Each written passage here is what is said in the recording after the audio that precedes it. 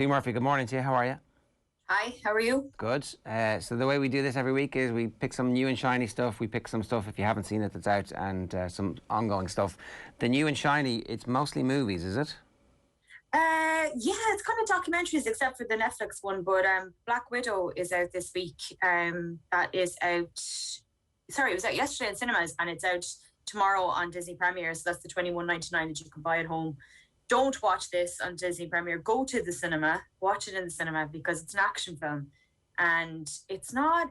I kind of liked it because it's not what you're expecting from an Avengers spin-off. Like, as soon as you hear Avengers spin-off, you're like, oh God, another superhero film. I just can't do another one. But it's not. I mean, she is a superhero, but it's very much in the vein of kind of being, she's like a spy. So it's very much a spy action, lots of massive action sequences. Most of this was filmed before COVID. Is this the Diana Rigg Avengers? Is it? Is that the original? Is that like, is she a spy or is she a superhero? She's a superhero because she was trained basically in the Red Room. This is Black Widow.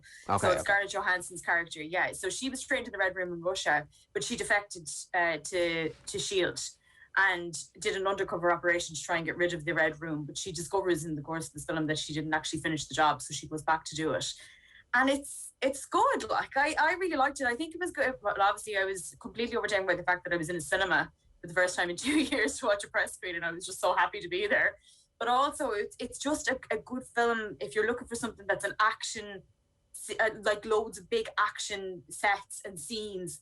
It looks incredible. It's really well coordinated, and I think she's really good as being like, there's no kind of, oh my God, let's do this love story off to the side. There's none of that. She's just there to do a job, and that's it. And it actually works quite well. I'm getting a bit sick of the Marvel Avengers spin-off, but in saying that, every time I watch them, I really like them. I loved WandaVision, love Loki, and it's just nice to see a film back in the cinema again. So it'd be well worth it if you want to go and see something, turn your brain off for 2 hours. She's good in it. Okay, so that's Black Widow in cinemas this week and also available on Disney Plus Premiere. The Witness, what's this? I love this documentary, and like, I know we've talked before about true crime and how, like, you're not the biggest fan of true crime, Jerry, I know, but no, that's not true. I love true crime, like really love it, but always feel very conflicted. So it's not that I'm not a fan of it; it's that I am a fan of it, but that I understand that we're all part of this like slightly weird obsession with other people and murdering other people. Yeah, and like real people with real grief and death, and I think that's what comes across in this really well. In 1964, Kitty Genovese was murdered on a street in New York City at 3 o'clock in the morning when she was on her way home from work, and she screamed. And now, when I say scream, because they recreated it, it's really traumatic to watch. She really screamed, saying, "Please save me! I've been stabbed!" Really loud in the street. Apparently, there were 38 witnesses, and nobody came to help her. The killer had run off at one point because somebody shouted out a window, and he ran off and then came back 30 minutes later when he went, oh no, he's going to come and save this woman, so I'll just finish killing her. It's very difficult to watch because it's her brother who's following the story. So he goes back 50 years later to try and find out what happened. And he interviews some of the witnesses that he can find. Obviously, they're police records, so it's hard for him to get a hold of it.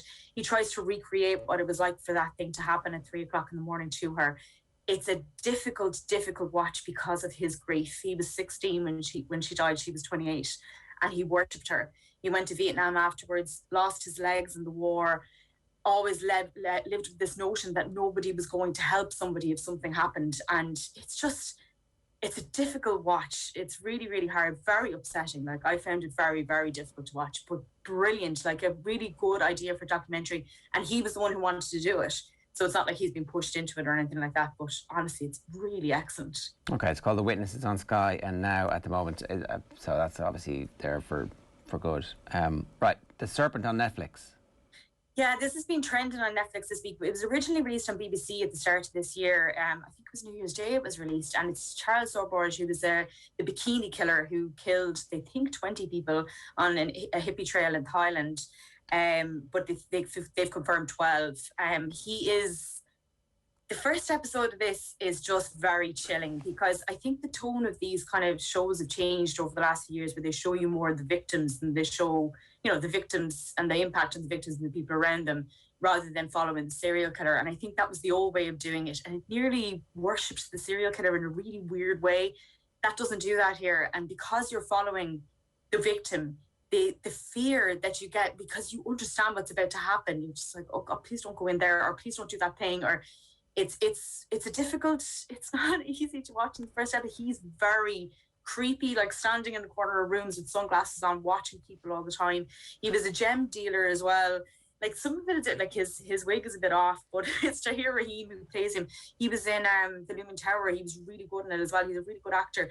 Really like menacing. Okay, so this isn't a documentary. This is a fictionalized. No, it's a series, but they tried to stick to the story as much as they could. And like there's one stage where there's a Dutch couple goes missing, and the Dutch ambassador. Is it okay to make movies of serial killers who are real as opposed to fake serial killers? Is that okay?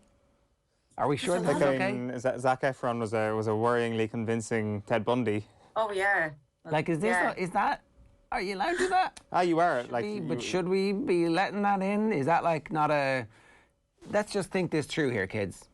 So real human beings were murdered with bare hands by this other human being, and what we're going to do is reenact that whole thing and profit off the crazy murderer murdering these innocent people.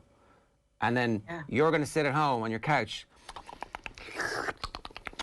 Yeah, it's difficult for families as well. Like, if you think of the families... Is that what we're doing here? Yeah. Oh, a bit of Netflix and chill. What? I would say murderers are the most common Netflix and chill go-to content. But yes. If it's a fake murder that somebody invented in their heads, it's totally different, because the real family, even if it's the grandkids, aren't watching, or their friends saying, I knew that person. That person existed in real flesh and blood. Are we sure this is okay, everybody?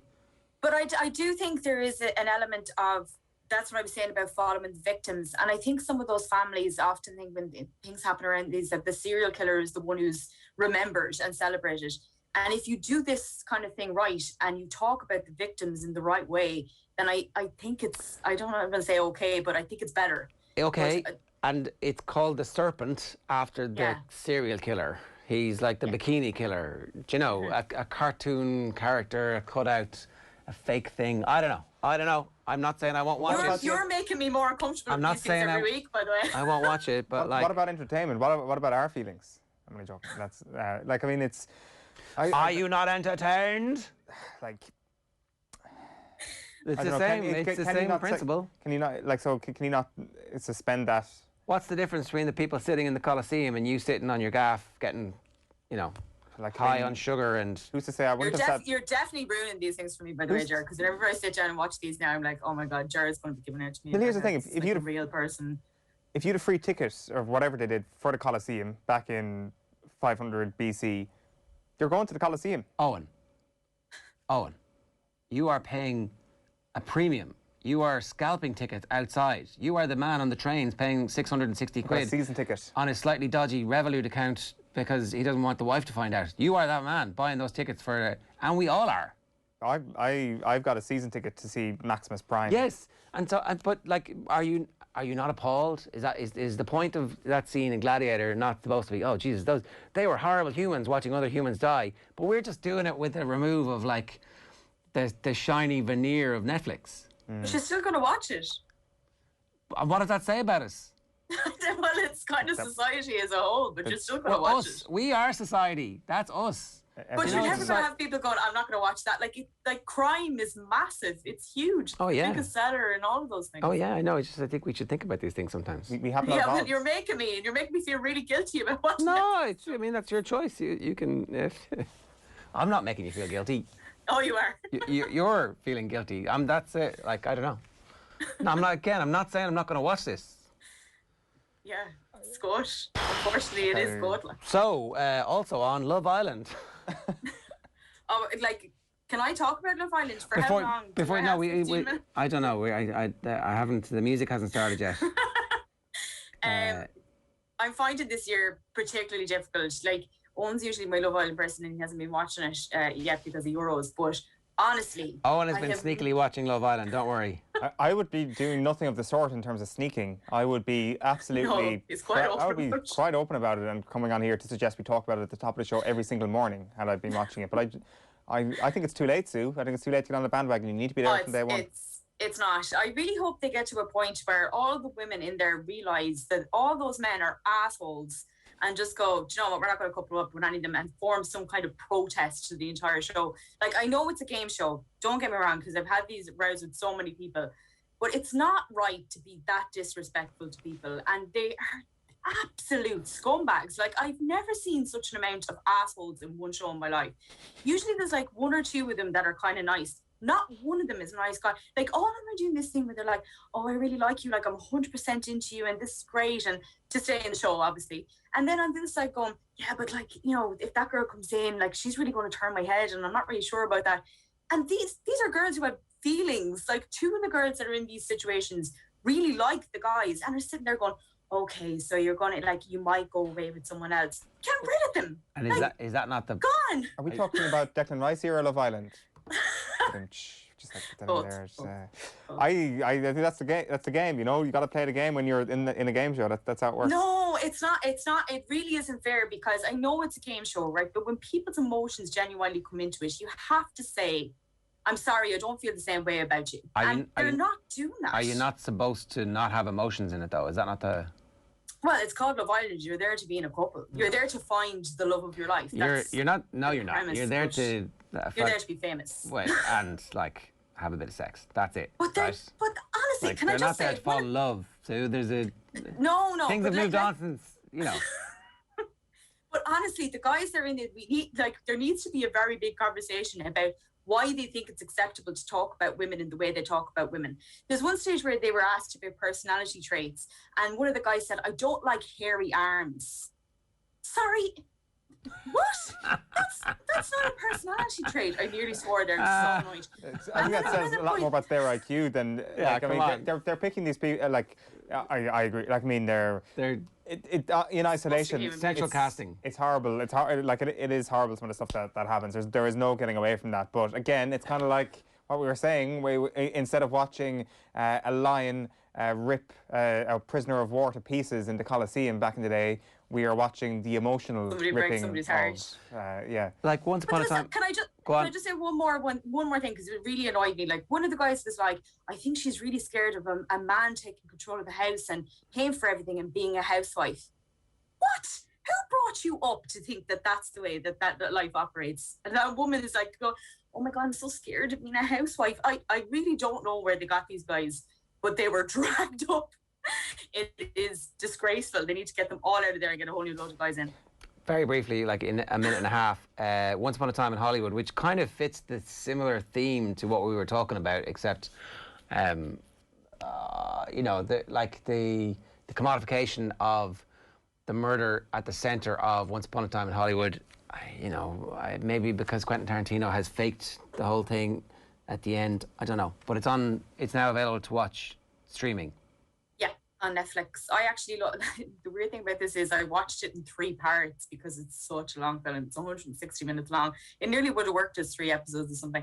But the Sharon Tate thing that's made by Margot Robbie, I love the idea of what they did here, because they never really, I don't want to give away too much spoilers, but they never really go too much into the murder. It's kind of the lead up, and it's centered around Rick Dalton, who lives next door to us, played by Leonardo DiCaprio.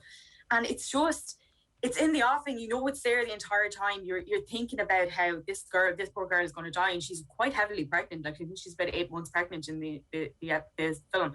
It's honestly really good. Like, I think the performance is really good. I think it's really interesting what Tarantino did with it, because it's such a well-known story. So it's hard to not just give in to giving that story to everyone who's in the audience. But some really good performances, really long film.